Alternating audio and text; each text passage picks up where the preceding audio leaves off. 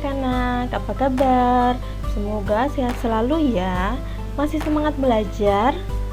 Harus dong ya, tetap semangat belajar. Semoga kalian bisa menjadi orang-orang yang hebat. Hari ini kita akan belajar tema 9, subtema 3, pembelajaran 3 di kelas 5, semester 2. Sudah siap belajar? Mari kita mulai belajar. Nah, ini yang akan kita pelajari hari ini. Ada PKN, Bahasa Indonesia, dan IPS.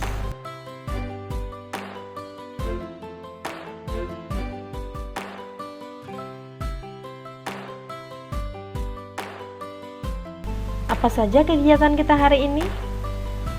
Secara garis besar, kegiatan kita hari ini adalah belajar bahasa Indonesia tentang jenis-jenis iklan berdasarkan isinya. Belajar PPKN tentang persatuan dan kesatuan. Dan yang terakhir, belajar IPS tentang kegiatan ekonomi.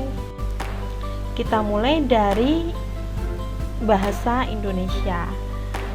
Nah, berdasarkan isinya, iklan dapat dibedakan menjadi 3 jenis, yaitu iklan pengumuman atau pemberitahuan. Yang pertama, iklan pengumuman atau pemberitahuan. Iklan pengumuman atau pemberitahuan adalah iklan yang bertujuan menarik perhatian khalayak umum tentang suatu hal, misalnya iklan duka cita.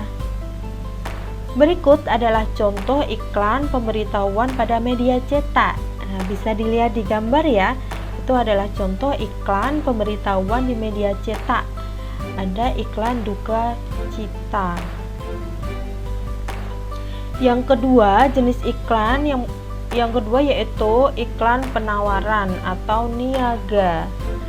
Iklan penawaran atau niaga yaitu iklan yang bertujuan menawarkan sesuatu, misalnya iklan barang. Berikut adalah contoh iklan penawaran niaga. Nah, ini ada iklan sabun ya. Jadi nanti banyak lagi contoh iklan penawaran. Ada iklan minuman ringan, ada iklan sabun, ada iklan makanan kecil, dan masih banyak yang lainnya. Berikutnya, iklan yang ketiga. Jenis iklan yang ketiga yaitu iklan layanan masyarakat. Iklan layanan masyarakat adalah iklan yang bertujuan untuk memberikan penerangan tentang suatu hal. Misalnya, larangan menggunakan narkoba, larangan merokok di tempat umum, dan lain-lain. Berikut adalah contoh iklan layanan masyarakat. Nah, ini ada iklan layanan masyarakat untuk mencegah virus corona. Nah, kita lanjut ke materi berikutnya yaitu PPKN. Beberapa sebab dan akibat yang dapat ditimbulkan karena tidak adanya persatuan dan kesatuan. Yang pertama kita bahas di lingkungan keluarga dulu ya. Yang pertama, terjadi pertengkaran di dalam keluarga. Nah, ini adalah akibat pertama jika tidak ada persatuan dan kesatuan di lingkungan keluarga. Yang kedua, akibatnya kurangnya kerukunan di dalam keluarga. Yang ketiga, kurangnya keakraban di dalam keluarga.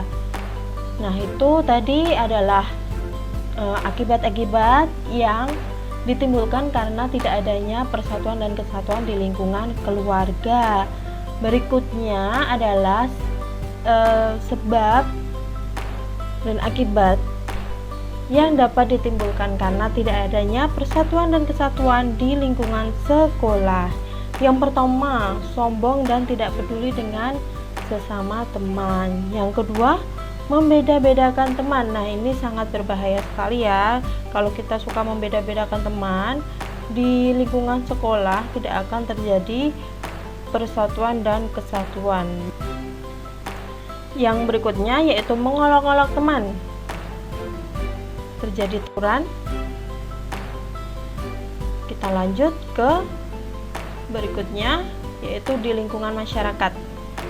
tidak adanya kepedulian terhadap penderitaan yang dialami oleh orang lain. Nah, ini adalah sebab terjadinya tidak ada persatuan dan kesatuan di lingkungan masyarakat.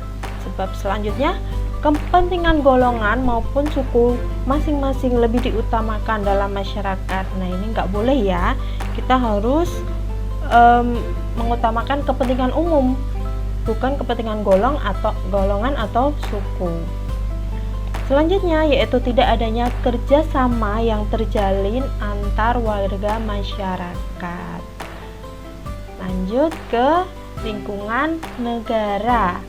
Hilangnya tenggang rasa dan toleransi dalam bermasyarakat. Nah, akibat yang kedua yaitu perpecahan bangsa. Nah, ini harus kita hindari sekali ya. Jadi satu Indonesia, kita harus bersatu karena kita satu Indonesia.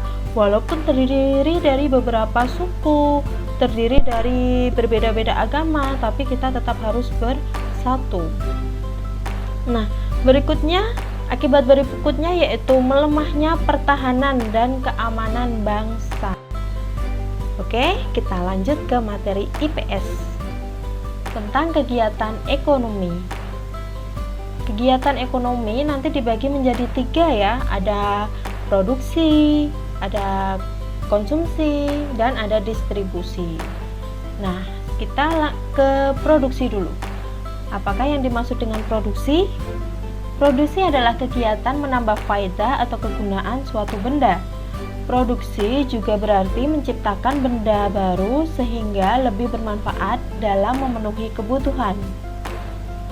Tujuan dari kegiatan produksi secara umum adalah untuk memenuhi kebutuhan manusia dalam rangka mencapai kemakmuran.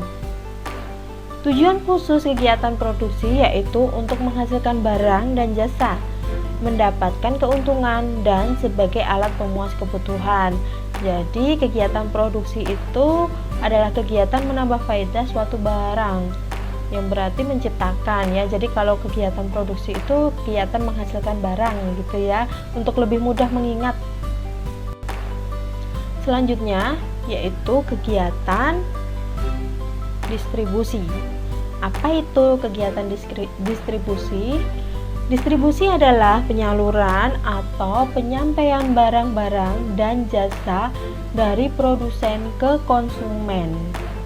Tujuan dari distribusi adalah menyampaikan barang atau jasa dari tempat produsen ke tempat pengguna atau pemakai.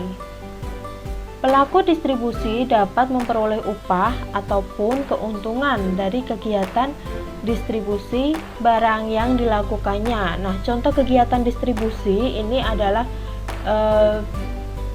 menyampaikan barang ya dari produsen ke konsumen atau pengguna. Jadi kayak penjual itu termasuk ke distribusi ya. Terus ada kurir, itu juga termasuk dalam kegiatan distribusi. Lanjut kegiatan yang ketiga atau kegiatan yang terakhir, kegiatan ekonomi terakhir yaitu konsumsi. Konsumsi adalah tindakan menghabiskan atau mengurangi secara berangsur-angsur manfaat suatu barang dalam memenuhi kebutuhan untuk memelihara kelangsungan hidupnya. Jadi dengan kata lain, kegiatan konsumsi itu adalah kegiatan memakai barang gitu ya. Contohnya kalau kita kita makan nasi, ya kan? Nasi itu kan diproduksi oleh petani, disalurkan oleh penjual, dan kita makan, berarti kita sebagai konsumen. Nah, konsumen itu adalah orang yang melakukan kegiatan konsumsi. Tujuan kegiatan konsumsi yaitu untuk memenuhi kebutuhan. Oke, sekian dulu pembelajaran kita hari ini. Semoga bisa membantu kalian dalam belajar dan tetap semangat ya. Terima kasih sudah menyimak video ini.